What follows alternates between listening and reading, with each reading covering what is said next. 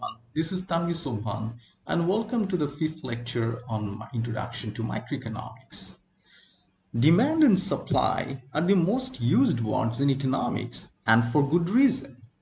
So in this video and the coming few videos, I shall discuss in great detail on these two topics.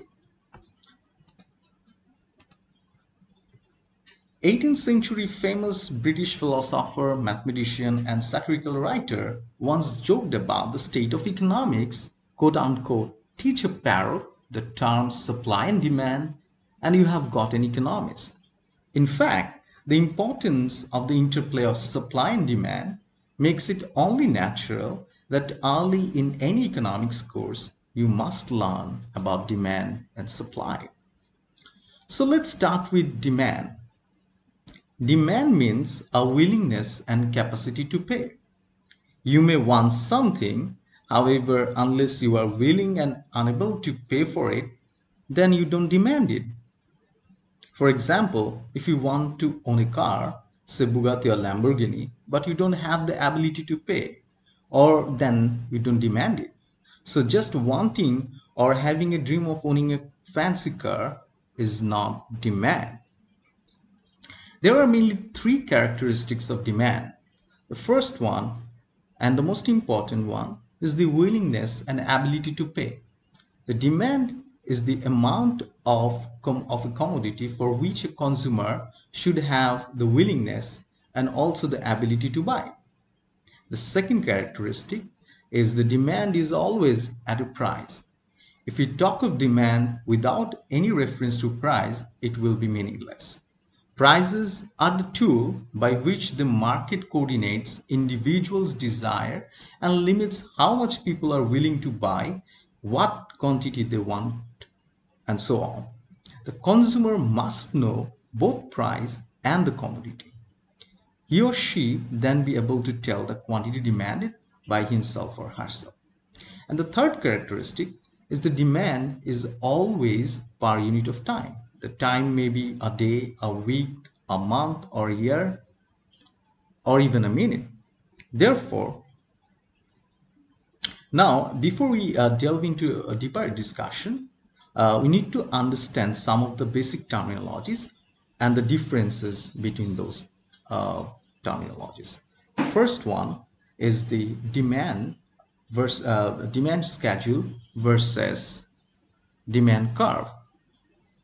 A demand schedule is a table that shows the quantity demanded at each price. On the other hand, a demand curve is a graph that shows the quantity demanded at each price. Sometimes the demand curve is also called a demand schedule because it is a graphical representation of the demand schedule.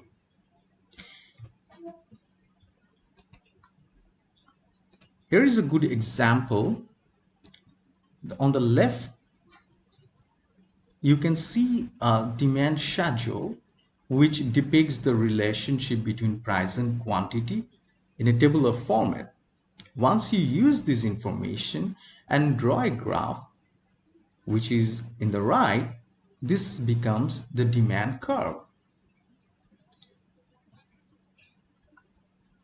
Now, let's discuss the second, the difference, second topic, which is the demand versus quantity demand.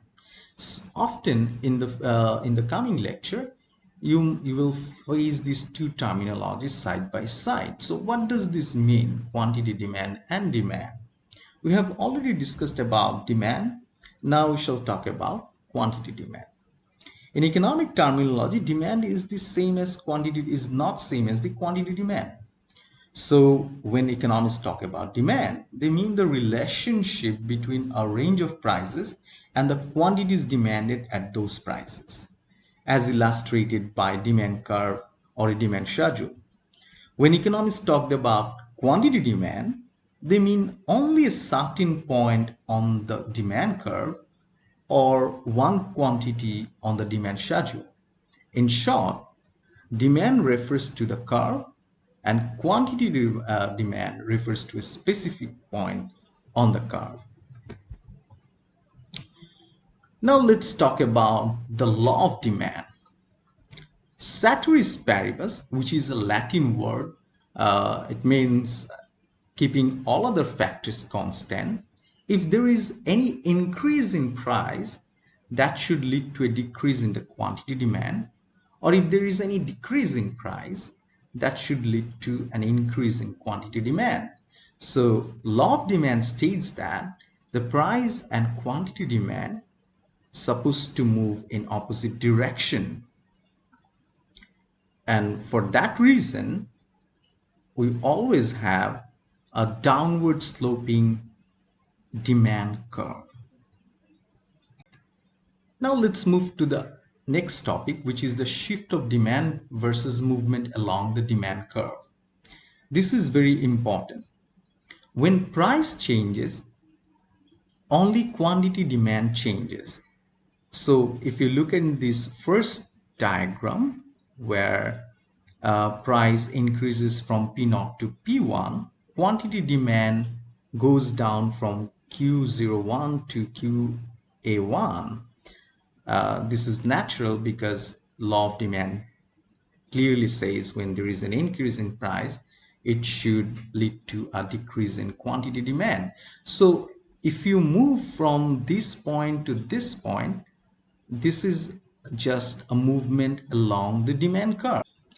Now if you look at the diagram at the right, we can see the demand dA shifts to its right to dB. So this is what we call shifts of demand curve, and shift might occur only when there is a change of factors apart from price. So except price, any other factor that affects demand causes a shift in demand, whereas when only price changes, there is a movement along the demand curve. So when demand shifts to its right, that means demand has increased, and when demand has decreased, then this demand should move to its left. So what are the factors that causes a demand to shift? We'll discuss about it in the next lecture. Thank you.